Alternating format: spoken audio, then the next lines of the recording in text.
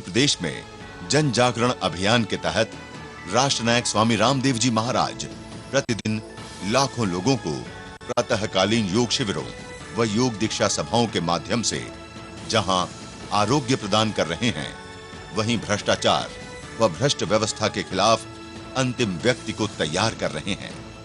इस अभियान के तहत स्वामी जी महाराज कल उमरिया पहुंचे, जहां प्रातःकालीन शिविरों में आए हजारों लोगों को उन्होंने योग दीक्षा दी। उमरिया में योग शिविर की समाप्ति के उपरांत स्वामी जी पहुंचे शाहपुर तहसील, जहां स्वामी जी का भव्य स्वागत हुआ तथा स्वामी जी को स्थानीय पगड़ी पहनाई गई। इस योग दीक्षा सभा में आए लोगों को स्वामी जी ने योग के साथ साथ राष्ट्र दीक्षा भी दी।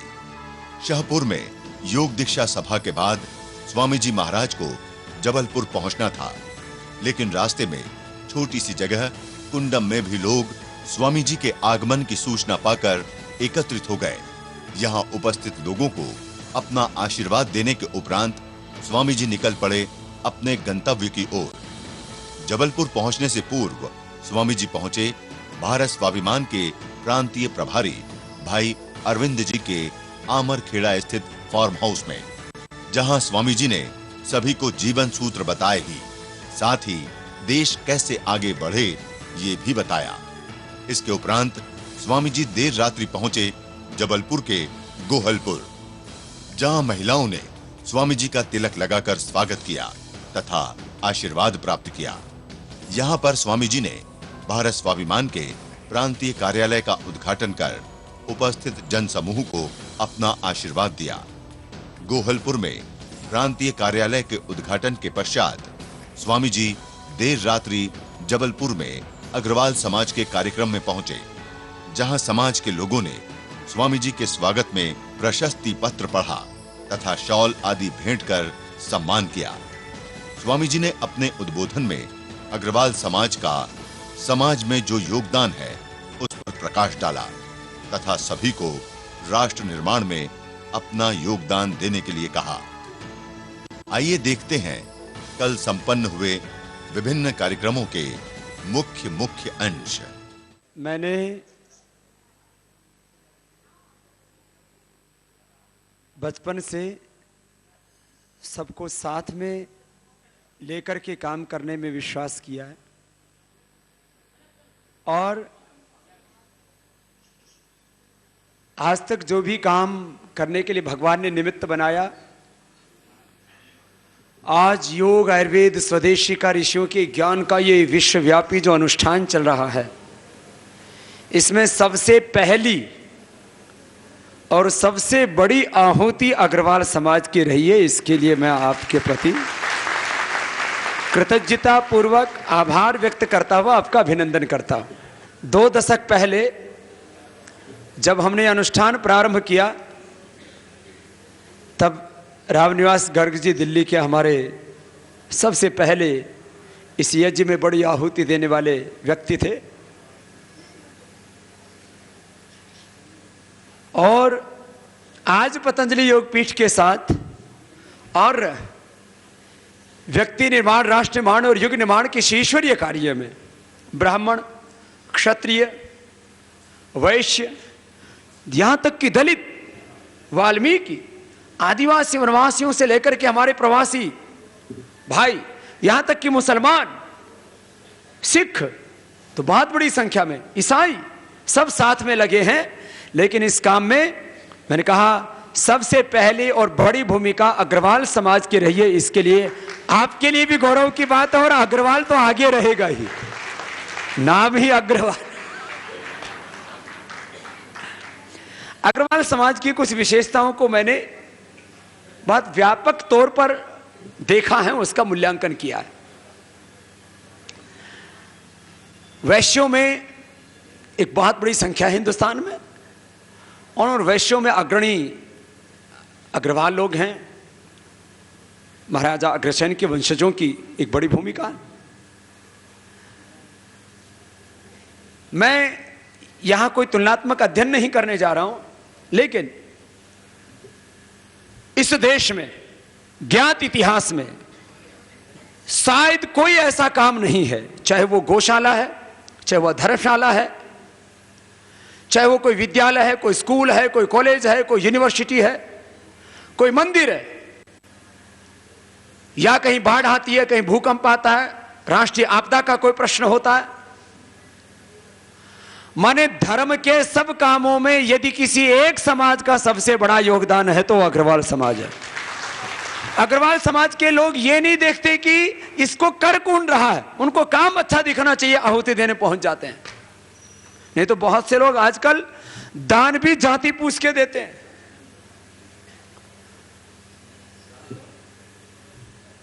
अग्रवाल समाज के अपने भवन, अपनी धर्मशालाएं भी तीर्थों में और देश में हैं, लेकिन समाज के हर काम में मुक्त हस्त से सहयोग देना और उसमें गौरव का अनुभव करना, उसमें कृतज्ञता का अनुभव करना, उसमें सौभाग्य मानना कि हमें भगवान ने इस लायक बनाया कि हम कुछ कर पा रहे हैं।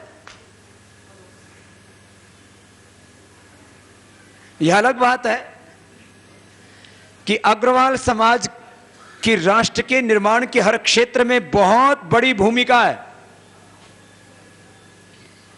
और उसमें वैश्य समाज को जोड़ दिया जाए, क्योंकि वैश्य समाज को संगठित करने में बहुत बड़ी भूमिका हमारे जयपुर के रामदास अग्रवाल जी की रही है और वो हमारे अनन्य शिष्य हैं, भक्त हैं।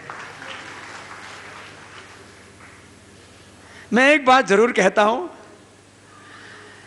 कि अग्रवाल समाज की धर्म का काम हो, सेवा का काम हो, निर्माण का काम हो, देश को रोजगार दिलाने का काम हो, देश की समृद्धि प्रॉस्पेरिटी की बात हो, देश में बेरोजगारी खत्म करने की बात हो, करोड़ों लोगों को रोजगार देने की बात हो, सब कामों में अग्रवाल आगे। यहां तक कि राजनीतिक पार्टियों को चंदा देने की भी बात हो तो भी आगे। वो देखो, धर्म के काम में तो सात्विक दान है, ये राजनीतिक पार्टियों को जो आप लोग देते हो ये राजसिक दान है, सात्विक दान नहीं है। वैसे ये मजबूरी में दिया जाता है या लिए ना भी दे तो ले लिया जाता है। जो आप लोग पार्टियों में जो खर्च करते हो वो तामसिक दान कहलाता है, उसमें भी आप लोग खर्च ही करते हो लेकिन वो तामसिक दान की श्रेणी में आता है। शादी विवाहों में जो आप खर्चा करते हो तामसिक श्रेणी में आता है, वो भी दिया ही जाता है। लेकिन उसका एक बात मैं कहता हूं, आप लोगों की, मैंने कहा सब में सबसे अग्रणी भूमिका है। अग्रवाल समाज के लोगों की राजनीति में भी अग्रणी भूमिका होनी चाहिए, तो आप लोगों का कोई शोषण नहीं कर पाएगा। आप लोग कहने को बड़े ताकतवर हो, लेकिन कोई भी इंस्पेक्टर आकर के आपको थप्पड़ दिखा जाता है, आपका बीपी बढ़ा जाता है। जो कमजोर लोग होते हैं तुरंत इकट्ठे हो जाते हैं, जो ताकतवर लोग होते हैं जिसको देखो वही चौधरी है, तो इकट्ठे नहीं हो पाते। तो आप लोग एक तो ये सीख लो कि समाज में संगठित होकर के रहना है। राष्ट्रीय परिप्रेक्ष्य में यहां तो संगठित हो आप लोग। बहुत सुंदर आपने भवन बनाया है, आपको बहुत बहुत बधाई और शुभकामनाएं। चाहे मैं देर से आया हूं लेकिन आपका प्यार निरंतर बढ़ रहा है, उसके लिए मेरा बहुत बहुत अभिनंदन है। भाई बहनों देखो, संख्या में भी वैश्य समाज उसकी अलग अलग जो है, उसकी डिफरेंट उसके सरनेम्स हैं, गोत्र हैं, अलग अलग परंपराएं हैं, उसकी बहुत बड़ी संख्या है। मैं संख्या का भी नहीं जाता। अब अमेरिका में 30 करोड़ से ज्यादा की आबादी है, उसमें मात्र 25 लाख भारतीय हैं। पर कैपिटा इनकम में नंबर 1 है, ज्यूस लोगों को पीछे छोड़ दिया है। संख्या से भी ज्यादा यह है कि हमारी प्रोडक्टिविटी क्या है, हमारे भीतर क्रिएटिविटी क्या है, हमारा विजन क्या है और हमारे भीतर कितना शौर्य, साहस और पराक्रम है, वो बहुत महत्वपूर्ण है। आपकी ये तो कुछ सामाजिक, आध्यात्मिक, सांस्कृतिक, राजनीतिक भूमिकाओं की थोड़ी सी बात हुई। मैं 2-4 बातें आपकी जिंदगी की भी करना चाहता हूं। अग्रवाल समाज के लोग लगभग धन से तो 99% सुखी हैं, लेकिन तन से जितने सुखी होने चाहिए उतने नहीं है। पैसे के लिए हम 12 से 18 घंटा काम करते हैं, रात को सपने में भी कभी कभी पैसे के आ जाते हैं। लेकिन जिस धन के लिए हम 16 से 18 घंटे तक समय दे देते हैं, वो धन जिस तन के लिए है उसके लिए भी तो 1 घंटा दिया करो। इसलिए सुबह उठ करके थोड़ा योगाभ्यास जरूर किया करो। ये आप सबके लिए मेरी प्रार्थना भी है, और क्योंकि आप मुझसे बहुत प्रेम करते हो इसलिए मैं आपको आज्ञा भी दे सकता हूं, आपके लिए आदेश भी है, निर्देश भी है। मैं अगली बात ये कह रहा हूं, एकदम फिट रहना चाहिए। मैंने इस छोरे से इसलिए पूछा, ये धीरज से, मैंने कहा ये बोलता तो बढ़िया रहा है, क्योंकि अग्रवालों में वक्ता भी बहुत कम होते हैं, और मैंने कहा ये ज्यादा मोटा नहीं हुआ है नहीं तो शरीर का मतलब बिल्कुल बेढंगा हो जाता है थोड़े दिनों में। पहले कम से कम शादी तक तो ठीक रहता था, आजकल तो शादी कराने के लिए पतले हो फिर मोटे हो जाओ। बोले छोरी ने छोरा नहीं मिल रहा तो उसने जिम में भेज दें, भूखा मारे, और उसने थोड़ा घटा घुटा कर फिर ब्याह करावे, फिर वो फूल जावे, फिर वो पति भी फूल जावे, पति भी मोटा पत्नी भी मोटी, तो छोरे तो कौन से पतले होंगे, फिर हाथी के तो हाथी जैसे ही होंगे। तो भैया अपने जीन्स ठीक कर लो, प्राणायाम योग करके जेनेटिक चेंज आता है। तुम्हारे जीन्स में यदि ओबेसिटी होगी, जीन्स में शुगर घुस गई, जीन्स में बीपी घुस गया, जीन्स में अस्थमा आर्थराइटिस घुस गया, जीन्स में कैंसर जैसे रोग घुस गए, योग करोगे तो जीन्स एकदम आपके फ्रेश हो जाएंगे। जीन्स आपके डिजीज फ्री जीन्स होनी चाहिए। आप अपने बच्चों को विरासत में जहां संपत्ति दे करके जाते हो, वहां विरासत में रोगों की विपत्ति भी दे करके जाते हो। मैं आपको ऐसा देखना चाहता हूं, संपत्ति तो देके जाएं आप हजारों लाखों करोड़, कोई बात नहीं, लेकिन बच्चों के जीन्स में बीमारियां ना हो, इसके लिए आप खुद तंदुरुस्त रहिए और अपनी औलादों को भी योग कराइए। ये आपके लिए संदेश है। पहला सुख निरोगी काया। हम लोग क्या बीमार हो जाएंगे तो दवा तो है ही ना, हार्ट में गड़बड़ हो जाएगी तो ऑपरेशन करा लेंगे। अरे भाई चीज जो ओरिजिनल होती है ना, इसका मजा कुछ हो रहा है। अब जैसे हम 500 दिन बैठक लगाते हैं फिर भी कोई तकलीफ नहीं होती, तुम 5 सीढ़ियां चलते तो सांस ऊपर नीचे हो जाते हैं। तंदुरुस्ती बहुत अच्छी होनी चाहिए और मन में खुशी हमेशा रहनी चाहिए, पीस ऑफ माइंड। तन ढकने के लिए 2 कपड़े, खाने के लिए 2 वक्त की रोटी, और जीने के लिए 2 गज जमीन। और भैया जितनी सिंपल होगी उतना अच्छा रहेगा। कपड़े जितने सिंपल होंगे बढ़िया लगेंगे। तंदुरुस्ती बढ़िया होनी चाहिए। सबसे अच्छी लगती है कन्या, क्यों? उसकी तंदुरुस्ती अच्छी होती है। जितनी बड़ी हुई, साड़ी तो खरीद ली 5 लाख की, जेवर पहन लिए 50 लाख के, लेकिन पेट में तो बढ़ा रखा 50 किलो का, को शोभा देता है। इसलिए सबसे बड़ा आभूषण है हमारा शरीर, इसको संभाल के रखो। खाने में भाई जो गरीब है अमीर है दोनों का खाना एक जैसा हुआ है। गरीब आदमी को घी खाने को नहीं मिलता, थारा कोलेस्ट्रॉल बढ़ जावे। गरीब आदमी ने रसगुल्ले मिले नहीं, थारी शुगर बढ़ जावे। गरीब आदमी ने ये काजू बादाम किशमिश मुनक्के जलेबी रसगुल्ले कुछ ना मिले और थम खाओ तो थारी तंदुरुस्ती गड़बड़ हो जाए। वो पतली दाल और बिना घी का फुल्का, फिर धारा पैसा किस काम का? बादाम का हजम नहीं होते, काजू से कोलेस्ट्रॉल बढ़ जावे, घी से और कुछ हो जावे, नमक से बीपी बढ़ जावे। खाओगे के? नमक से बीपी बढ़ाए, मीठे से शुगर बढ़ाए, चिकनी चीजों से भारी चीजों से कोलेस्ट्रॉल बढ़ाए, और थोड़ा भारी खा लो तो वजन बढ़ाए। तो भैया जिंदगी को आनंद से जीना है तो योग करोगे तो योग पूर्वक भोग करो, और बिना योग के भोग करोगे तो रोग होंगे और पटाखे फूटेंगे। इसलिए अपनी तंदुरुस्ती बढ़िया रखो, एकदम फर्स्ट क्लास। जबलपुर में पहला शिविर कब लगा था? 2006 में। अजय बिश्नोई साहब, उनसे बहुत प्रेम था, आज भी है और आगे भी रहेगा। हम तो किसी से प्रेम तोड़ते नहीं, बल्कि हम तो कोई रूट राट भी जाए उनको भी मनाते रहते।